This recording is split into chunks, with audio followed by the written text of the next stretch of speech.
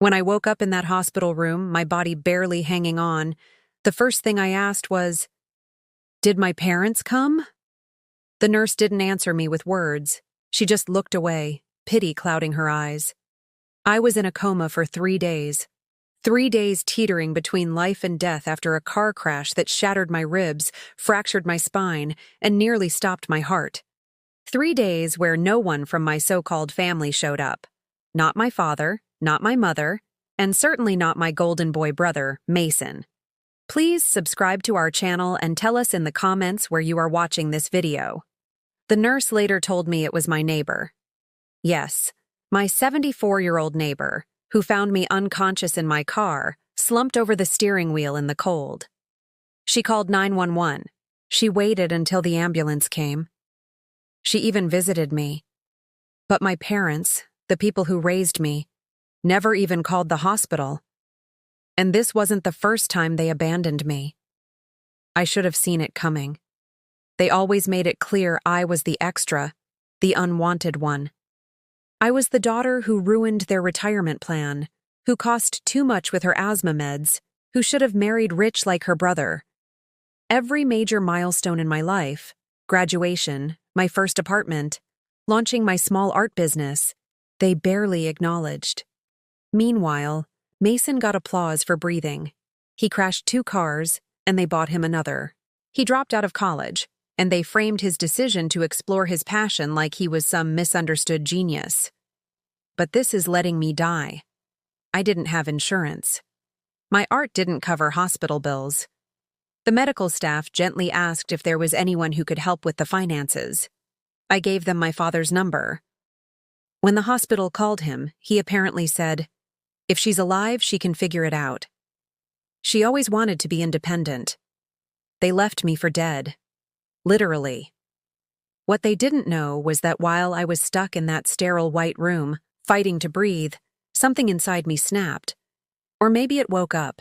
That day, I decided if I survived, I would never, never let them get a single drop from me again. By the time I was discharged, I was thousands of dollars in debt, bruised in places I didn't know I could be, and walking with a cane. I moved back into the tiny studio I'd been renting. Thank God I'd prepaid for 6 months and started planning. But the universe is funny. Just when I thought I'd have to claw my way out of this pit alone, I got a call from an attorney. Apparently my great-aunt, one I'd only met twice, had passed away and named me in her will. Her voice had always been kind when we met, her eyes full of something my parents never gave me, respect. She'd been following my art, apparently, quietly supporting my online work. When she died, she left everything to me. Her estate, her land, her investments, all of it. And that's when the real story began.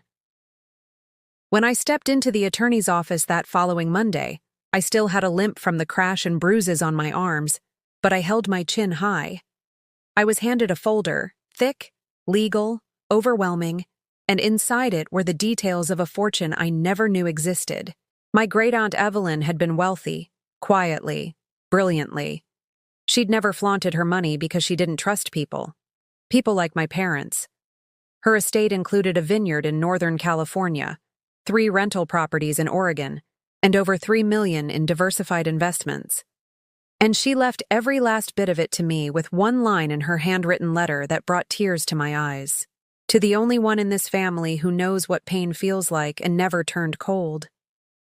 Use this to heal and build your own legacy. Leave the rest behind.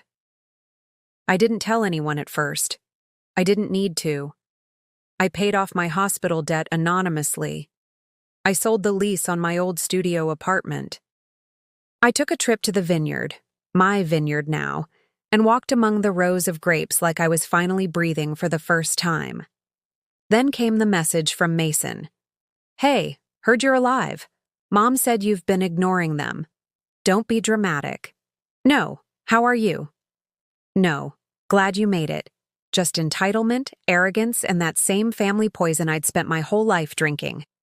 But I didn't answer. Not yet. The next week, I saw my parents again, not because I called them, but because they showed up. I'd quietly listed my aunt's beachfront condo for sale, and apparently they recognized the address. I opened the door in silence. My dad's eyes went wide the moment he saw the marble floors. My mother blinked at the luxury furniture. "Whose place is this?" she asked. "Mine," I wanted to say. But I smiled and said, "Can I help you?" They played nice at first. Too nice. "Oh, honey, we were so worried. We've been meaning to check on you. You look amazing, so healthy. That dress looks expensive. Is it designer?" I offered them tea. I served it in china with gold-rimmed cups, the ones I had shipped in from France. Then the act slipped. Dad leaned in and said, "We were talking with Mason. He said you might have come into some money. Your Aunt Evelyn died, didn't she?" Sad. Such a sweet woman. Mom added, "She always liked you. Anyway, you know your father and I were her closest relatives after you. We assumed she'd split everything. Maybe you can just transfer our share." I sat back stunned. No apology. No remorse for abandoning me in the hospital. No recognition that they were the reason I was nearly buried in medical debt. Just hands outstretched. I looked them dead in the eyes and said, "You didn't show up when I was dying. You didn't even ask if I lived, but you want to share my inheritance." Silence. Then my father exploded. "Don't be selfish. We raised you. You owe us." That was the final crack. I stood up, walked over to the fireplace, and pulled out the original letter Aunt Evelyn had written. I handed it to my mother. She left everything to me. No splits, no debates, no crumbs. And just so you know, I sold her stocks last week and bought out a business. My mom frowned. "What business?" "The one you always mocked me for wanting to start, my art collective. I bought a downtown building. And guess what?" I leaned in and whispered, "I fired your friend Karen as gallery manager. She never liked me either. But I wasn't finished. They left furious, but not before my dad spat. You're going to regret cutting us off. When Mason gets the house and everything, don't come crawling." I smiled. "You'll be the ones crawling because the house already in my name. They just didn't know it yet." The days turned into weeks, and for the first time in my life, I felt peace.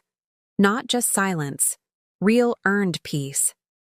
I had rebuilt myself brick by emotional brick, far away from the guilt and manipulation that once choked me. But peace has a funny way of being interrupted, especially when your past refuses to stay buried. It started with a voicemail from Mason. "Hey, they're selling the family house. Mom and Dad are freaking out. Something about overdue taxes. Anyway, not my circus. I'm moving in with Claire. Thought you should know." I already knew because I'd done it. When Aunt Evelyn left me everything, I didn't just inherit wealth. I inherited power. Quiet power, legal power.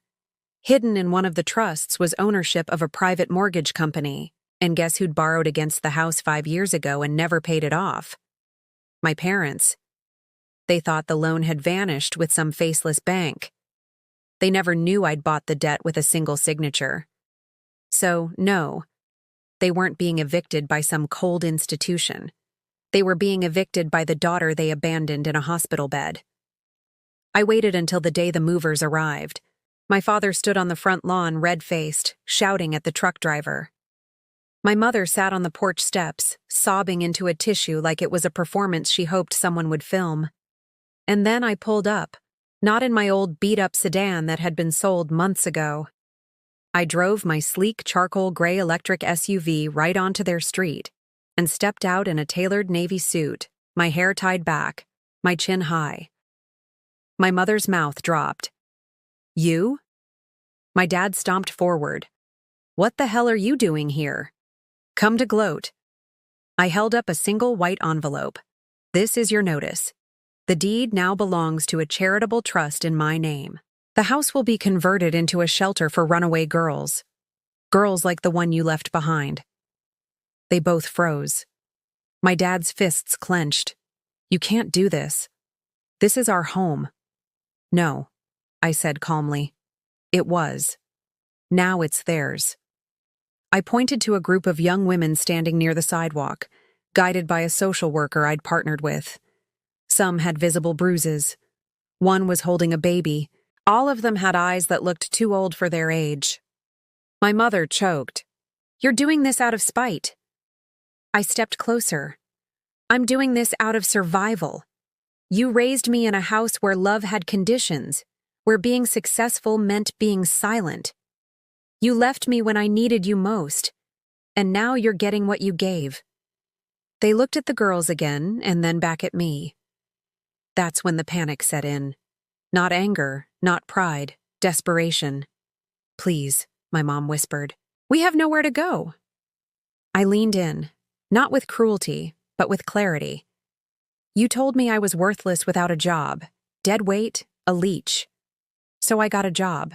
I built a business. I inherited an empire. I rose. You don't get to climb with me now." They left that day with nothing but the bags they'd once thrown onto the sidewalk. The same sidewalk I'd once cried on after being kicked out. Poetic, isn't it? Weeks later, I held the grand opening for the new shelter. It wasn't just a house. It was a message carved into brick. You don't need to be accepted to be worthy. Reporters came. Donors wrote checks. I stood beside girls who reminded me of myself. And for the first time, my story wasn't about pain. It was about purpose. The final twist. A letter arrived the night before the opening. It was from a woman I'd never met, a retired nurse from the hospital I'd been admitted to. She'd recognized my name in the paper. Inside the envelope was a note and an old photo. Me unconscious with her sitting beside my bed. They left after 5 minutes, but I stayed your whole first night. I just wanted you to know you were never truly alone. I wept not for the pain, but for the healing, because my story didn't end with abandonment. It ended with rebirth. And they were just the prologue. Please subscribe to our channel and tell us in comments from where are you watching this?